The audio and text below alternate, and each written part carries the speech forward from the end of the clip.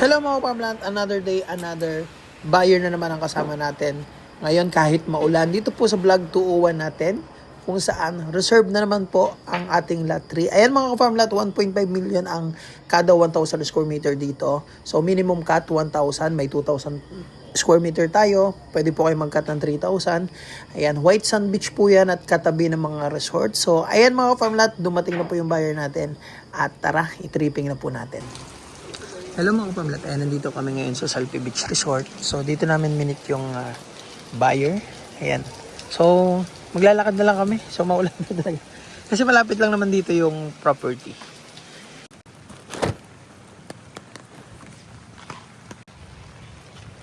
Ayan mga maulan mga kapamlat. So yung buyer natin taga Calawag, Quezon lang din po. Ayan.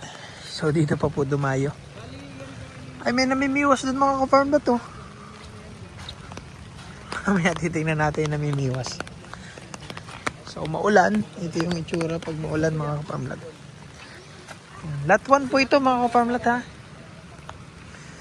So kahapon yung nagustuhan ng buyer ay lot 5 mga kaparmlat. Kaya ang available natin ay reserve na po yung 5. Yung 3 yung nagustuhan po nila ngayon. Ayan.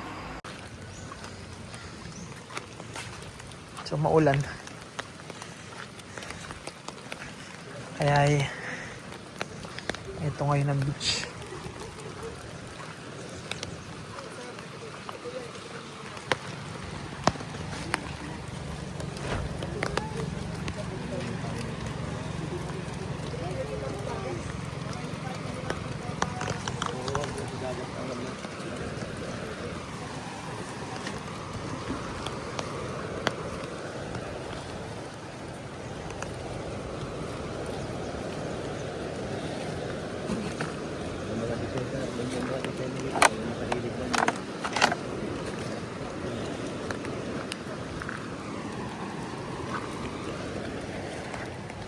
Maganda dito sa 1, may mga nakahilig na nyog.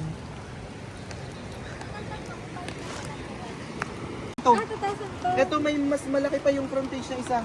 Kung gusto niyo pa ito, may 21 meters na available na frontage. Ay, okay na pala, sold na pala yung 19 meters available, yung 18. Yung 20.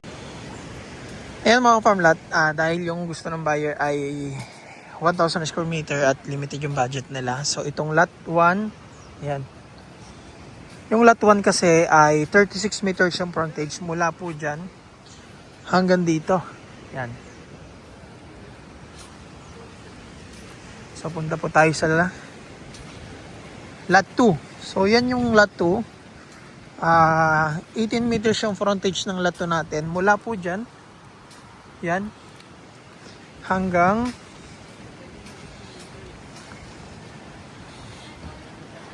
asan yung mohon? Ayun, hanggang dyan po. 18 meters yung front po. Yan.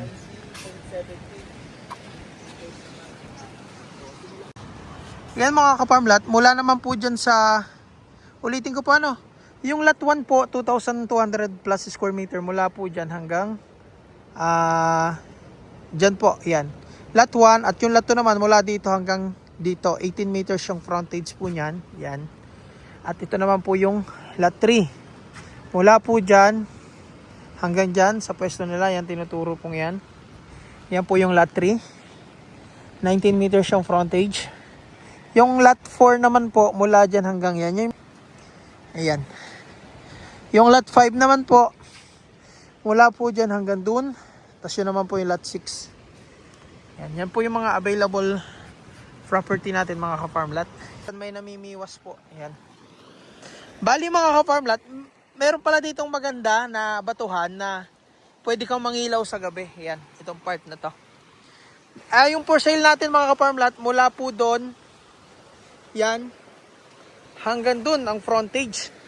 So, may 2,000 square meter na cut, may 1,000 square meter. So,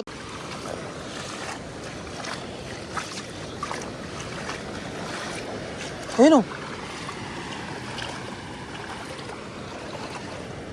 May kalantigas. Dito pala maganda pumunta pag gabi oh.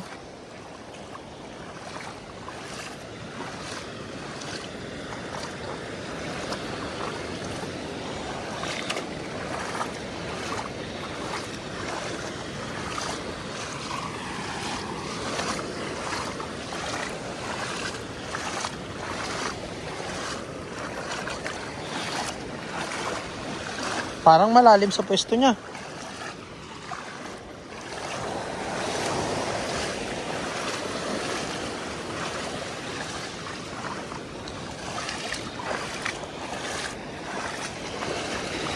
Whoop.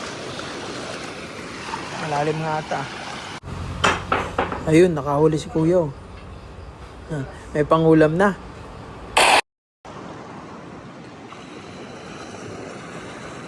Diyan pala mga ka-farmlat, maganda maghiba sana, no? Diyan, no? Tapos kumahilig pala kay Maminuit dito. Yan, sa pwesto ni tatay. Ang laki ng alon. Mabasa tayo. Wala yan. Ayun mga ka-farmlat, malinaw naman po yung tubig niya.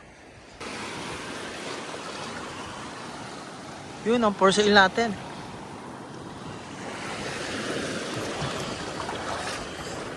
Ayan, ito yung masakit. Ito yung may mga tinik mga ka-farmlat. Oh. Yan yung masakit. Makatusok. Ito pa oh.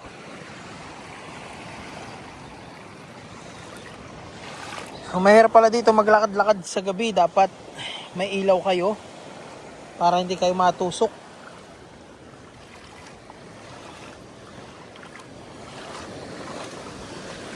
May balata na naman oh.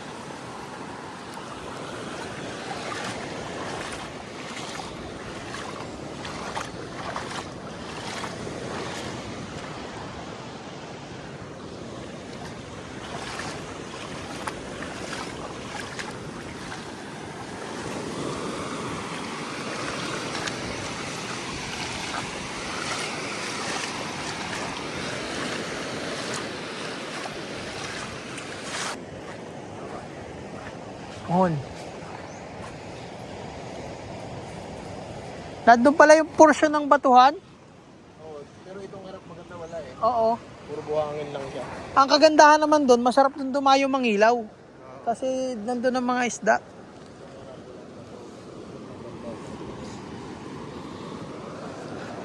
Pero buhanginan talaga siya. Oh.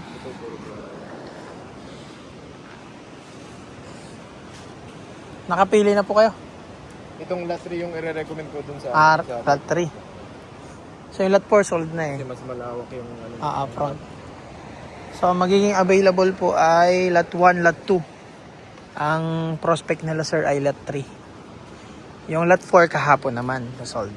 Yan. Yan, bali dito po sila pumufocus ngayon sa lot 3. Itong buyer natin ngayon.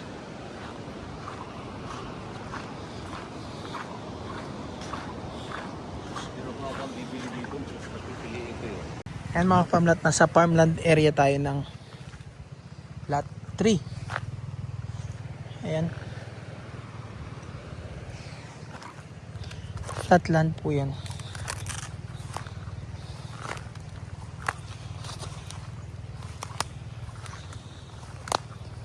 Flat land. Hanggang doon pa ito. Opo, hanggang doon pa po yan. Oo. Ito po yung kalsada.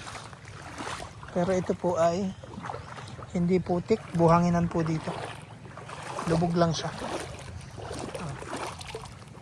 Wala pong putik yan.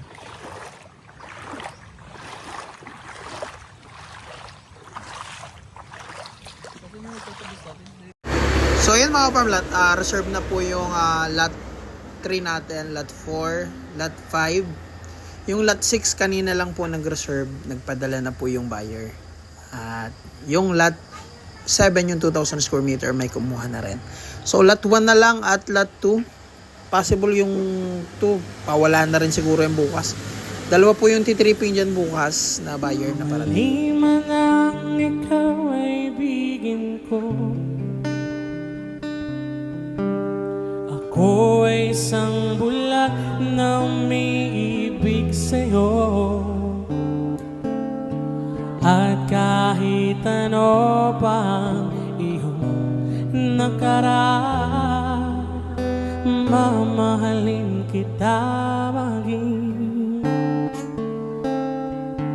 sino ka man. Mahal kita pagkat mahal kita. Iniisip nila ay hindi mahal ka. Mahal kita maging sino ka man. Ikaw pa rin ang nais ko, damang-dama ng puso ko.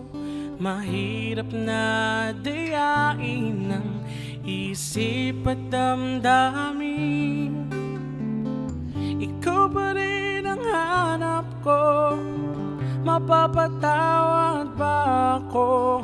Mulit-muling sasambitin. Hello mga ka-farm.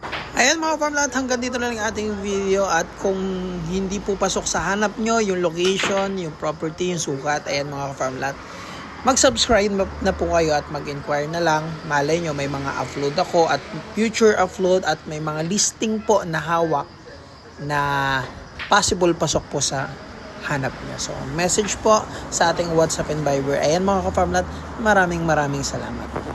Happy Fortune Life ngayong New Year po mga ka-farm lahat, at mag-ingat po lagi at dagsang biyaya sa inyong lahat.